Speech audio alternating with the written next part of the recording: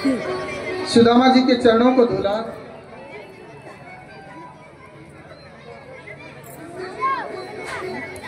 सिंहासन में बैठाने के पश्चात चरण जब धुल रहे थे, गोविंद ने देखा कि सुदामा, अरे देखे सुदामा की दीन दशा, करुणा करके करुणा निधि रोए। अरे पानी परात को हाथ छुयो नहीं, नैनन के जल सो पग धोए।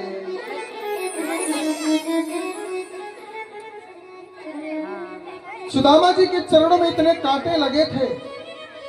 कन्हैया ने देखा कि जब ये उंगली से नहीं निकलेंगे तो अपने मुंह से उनके चरणों के कांटे को निकाल दिया।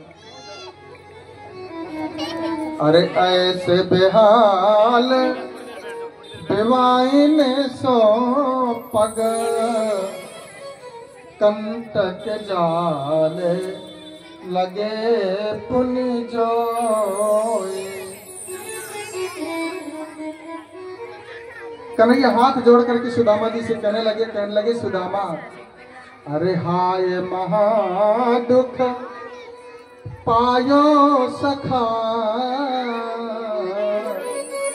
और तुम आए इतना इतने दिन खोए।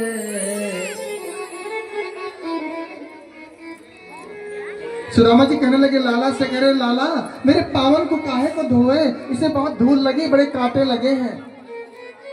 लेकिन जानते हो गोविंद ने क्या कहा कि सुदामा, आज तुम मुझे इन चरणों को धुलने से रोक नहीं सकते, ये मेरा अधिकार है। क्या, कौन सा अधिकार है? अरे विप्र प्रसादा धरणी धरो हम, हे ब्राह्मण देवता, आपके चरणों की कृपा से ही तो मैं द्वारिकाधीश बन गया हूं। अरे विप्र प्रसादा धरणी धरो हम, विप्र प्रसादा कमला बरो हम। और आज आप मुझको रोक रहे हैं चरणों को धुलने से। रुक्मिणी सोने के लोटे में गंगा जल से चरणों को धुल लिया, उस चरणामृत को पूरे घर में आकिंचन करवाया। 56 प्रकार के व्यंजन लेकर के रुक्मिणी आई। सुदामा जी कहने लगे लाला मैं ये व्यंजन ना पाऊं, मैं तो एक टिक्कड़ बनाऊं, एक ब्राह्मणी को दूं, एक मैं बस। बोले ये पकवान खाने से फिर आपके ध्यान में मन नहीं लगेगा। गोविंद ने कहा भोग लगा करके खाएंगे, पाएंगे प्रसाद रूप में तो मन लगेगा। इसके पश्चात आदेश दे दिया सभी रानियों को। तो सबसे पहले आई रुक्मिणी, कहने लगी हे ब्राह्मण देवता प्रणाम करती हूँ। सुदामा जी ने कहा खुश रहो बेटी। सत्यभामा आई, प्रणाम देवता, कल्याण हो देवी। मित्रवृंदा आई, चिरंजीवी भवा। भद्रा आई, सौभाग्यवती भवा। लक्ष्मण आई, कल्याण हो देवी। सुनो, 500 पत्नियां जैसे ही प्रणाम कर चुकी तो सुदामा जी का हाथ में दर्द होने लगा। बोले मैं कहां तक ऊपर को हाथ उठाऊंगा, फिर नीचे करूंगा, फिर ऊपर करूंगा, फिर नीचे करूंगा। तो कन्हैया से कहने लगी कन्हैया एक बात कहना चाहूं। बोले कहो। बोले कान में ही बताऊंगा। और जब कृष्ण भगवान ने सुदामा जी के पास में कान कर दिया तो सुदामा जी कहने लगे ये सब कितनी है? कन्हैया कहने लगे अरे बहुत हैं, 16,108। सुदामा जी कहने लगे हे भगवान मैं 16,108 बार तो हाथ नहीं उठा सकता। अब एक काम करो, एक बात और कहना चाहूं। बोले कहो। बोले कान में ही बताऊंगा। तो कन्हैया ने फिर से कान कर दिया सुदामा जी के पास। तो सुदामा जी कहने लगे, ये सब 16,108 जो सामने बैठी है अपनी है कि पराई है? कन्हैया कहने लगे, अरे सब अपनी है। बोले, हे भगवान, सब कोई तुम्हारी बन जाए, 16 दूनी 32,000 हो जाए, लेकिन एक काम करो, अब तुम मुझसे आशीर्वाद ले लो और तुम सबको वितरित कर देना, मैं सबको नहीं दे सकता। कन्हैया ने कहा, बोले ठीक है, सबको आशीर्वाद दे दिया। अब कन्हैया कहने लगे सुदामा जी से पास में बैठ करके कि सुदामा, जब हम तुम लोग पढ़ा करते थे तो एक साथ में चोरी भी किया करते थे। बोले, हाँ, तुम ही करवाते थे। बोले, उस समय हम पेड़ में छुप करके गुरु जी से चोरी करके आपस में बातें किया करते थे कि जब बड़े हो जाएंगे तो बहुत सुंदर सुंदर पत्नी लाएंगे। तो तुम सुंदर पत्नी से विवाह किया कि नहीं किया?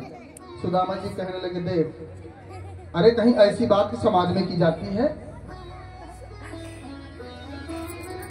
फिर सोचने लगे कि पता नहीं कि क्या क्या न पूछने लगे। तो सुदामा जी ने एक चाल चली, रुक्मिणी से कहने लगे, रुक्मिणी, तुम लोग जानती हो ये बचपन में क्या करता था? रुक्मिणी ने कहा, नहीं जानते। सुदामा जी कहने लगे, ये 50-50 माखन के लिए गोपियां इसका कान पकड़ के अपने अपने आंगन में नचाती रहती थी। कन्हैया कहने लगे, हमने सब कुछ पहले से बता दिया है, कोई प्रभाव नहीं पड़ने वाला। बता करके विवाह किया, छुपा के थोड़ी किया। सुदामा जी कहने लगे, बड़ा जिद्दी, बड़ा हाथी है। सुदामा जी कहने लगे, अच्छा ये बताओ लाला, एक बात बताऊं? बोले, बताओ। बोले, मेरी तो इच्छा नहीं थी, लेकिन माता पिता की इच्छा थी, रिश्तेदारों ने आकर के दबाव डाला तो मुझे शादी करनी पड़ी, और तेरी भाभी का नाम है सुशीला। कन्हैया कहने लगे, तब तो बड़ी अच्छी बात है। अब यहाँ कोई सुशीला बैठी हो तो ये वाली नहीं है, वो दूसरी थी सुशीला, ये अपने को न माने। सुदामा जी कहने लगे, लाला एक बात पूछूं? बोले, पूछो। बोले, मैंने तो एक करी है और तुमने तो 16,108 किया, और तुमने मुझको निमंत्रण नहीं भिजवाया। कन्हैया कहने लगे, सुदामा जी एक बात बताएं? बोले, बताओ। बोले, आपका तो जो विवाह हुआ है ना, वो कौन सा विवाह हुआ है? क्या कहते हैं उसको, कौन बताएगा? Arrange marriage. और हमारे विवाह का 4 बजे, पता नहीं 5 बजे विवाह हो गया, 6 बजे दुल्हन घर में आ गई। कब बारात सज गई, कब दुल्हन आ गई, कब बहू आ गई, कुछ पता ही नहीं चलता। बोले, अच्छा ऐसी बात है? बोले, हाँ। कन्हैया कहने लगी कि हमारी भाभी आई हैं तो हमारे लिए कुछ न कुछ भेंट तो भेजा ही होगा। अब सुदामा जी अपनी पोटली को लुकाने लगे, छुपाने लगे, चुराने लगे। और कन्हैया जी ने देखते ही देखते इस पोटली को छीन लिया सुदामा जी के। सुदामा जी कहने लगे, बड़ी बड़ी राजकुमारियां सामने मेरी बैठी, सबके सामने मेरी पोल पट्टी खोल देगा लगता है आज कन्हैया। और पोटली को खोल करके कन्हैया ने 2 मुट्ठी, पहली मुट्ठी चावल खा लिया, मैंने पहले लोग का स्वामी बना दिया। दूसरी मुट्ठी चावल खा लिया, दूसरे लोग का स्वामी बना दिया। और जब तीसरी मुट्ठी खाने लगे तो रुक्मिणी दौड़ करके हाथ पकड़ लिया कन्हैया का। कहने लगी, बस बस, सब कुछ इन्हीं को दे दोगे क्या? अरे ये वही ब्राह्मण है जिन्होंने तुम्हारी छाती में लात मारा था, भूल गया क्या तुमको? तो कन्हैया कहने लगे रुक्मिणी से कि रुक्मिणी, ये वही ब्राह्मण देवता है जिसने तुम्हारे साथ में मेरी 7 भावरे डलवाई हैं, और नहीं तो तुम बैठी रह जाती, चिट्ठी पत्री लिखती रहती अपने घर में बैठे बैठे। रुक्मिणी चुप हो गई। भोजन शयन के पश्चात सवेरा हुआ। सुदामा जी जान नहीं पाए कि क्या कर दिया कन्हैया ने। अनुमति लेकर के आए, रास्ते में सोच रहे थे कि कन्हैया ने बहुत अच्छा किया, मुझको कुछ नहीं दिया तो बहुत डबल अच्छा कर दिया, और नहीं तो मुझको लक्ष्मी का दास बना देता तो मेरा भजन भी बंद हो जाता। और जब अपनी कुटिया में पहुंचे तो वहां से कुटिया गायब। वहां तो बड़े बड़े राजमहल। सोचने लगे कि राजमहल बदल दिया होगा कन्हैया ने।